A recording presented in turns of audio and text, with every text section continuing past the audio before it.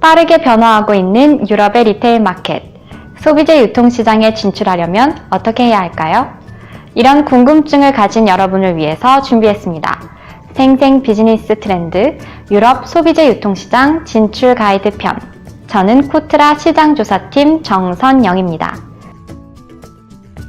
먼저 유럽에서 유통 채널별 매출액 변화를 보겠습니다. 유럽의 소비재 유통시장. 이 보고서에서는 리테일 마켓을 기준으로 조사했는데요.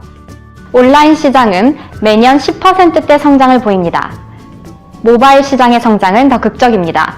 15년 44%, 16년 17년에는 각각 23% 성장했고 앞으로도 두 자릿수 성장세는 이어질 것으로 보입니다.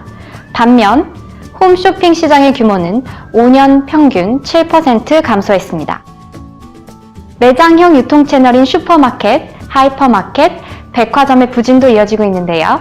이 중에서는 슈퍼마켓 체인의 시장 규모가 가장 크고 회복세도 가장 빠릅니다.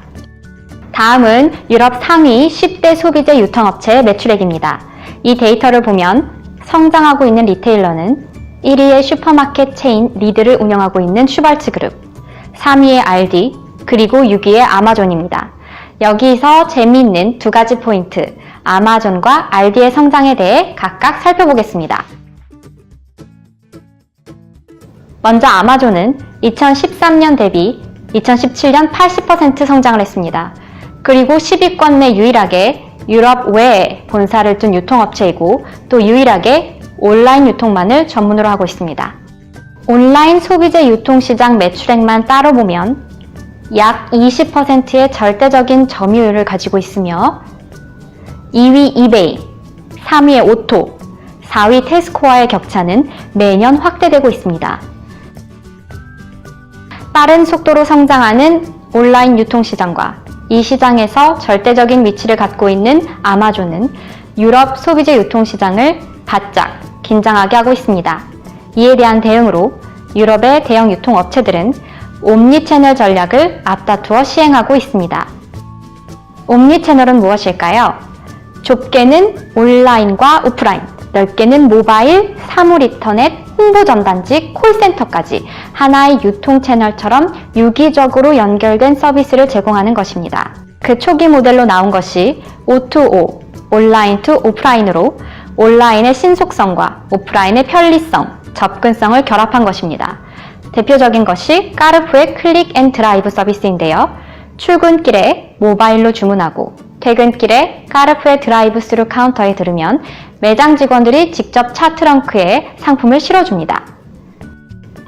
이것이 이제는 O4O, 온라인 for 오프라인, 오프라인의 매장의 혁신을 위해 온라인 서비스를 결합하는 방식입니다. 특히 프랑스를 중심으로 일어나는 대형 유통업체와 IT 업체 간의 협업이 인상적입니다. 2017년부터 슈퍼마켓 모노프리는 아마존과 까르푸는 구글과 오샹은 중국의 알리바바와 손을 잡고 매장 운영, 물류, 유통, 사내 문화까지 혁신에 나서는 등 3파전의 양상을 보이고 있어 귀추가 주목됩니다.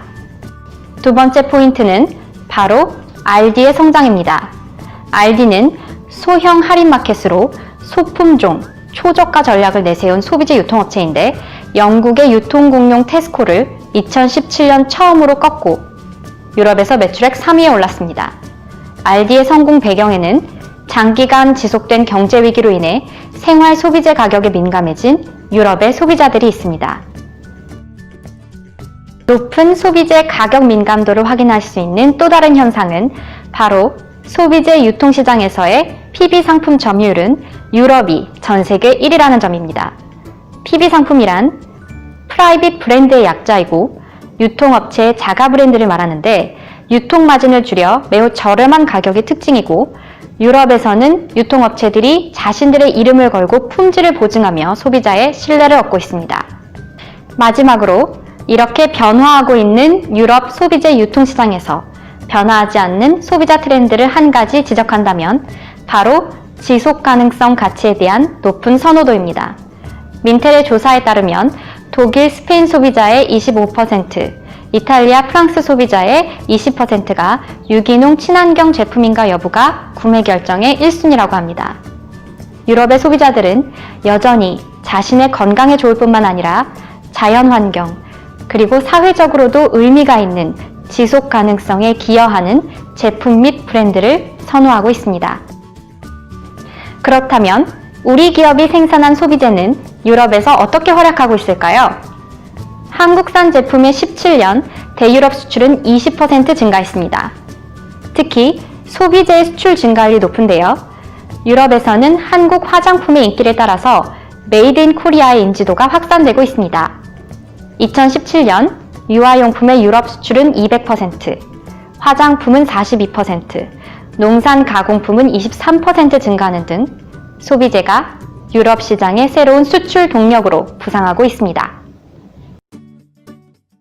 그렇다면 어떻게 유럽 소비재 유통시장에 진출할 수 있을까요? 첫째, 유럽 온라인 시장에 진출하고 싶으신가요? 그럼 유럽 각국의 아마존에 입점하십시오. 코트라는 소비재 전자상거래실과 유럽 현지 코트라 무역관에서 아마존 런던 등의 입점 사업을 이미 진행하고 있습니다. 코트라의 문을 두드리세요. 둘째, 유럽 현지 매장에 입점하고 싶으신가요?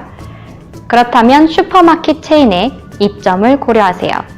또한 브랜드를 고집하시기보다는 각 슈퍼마켓 체인의 PB 제품 소싱을 노려보세요. 매년 5월경 네덜란드에서는 월드 오브 프라이빗 라벨이라는 세계 최대 규모의 PB 제품 전시회가 열립니다.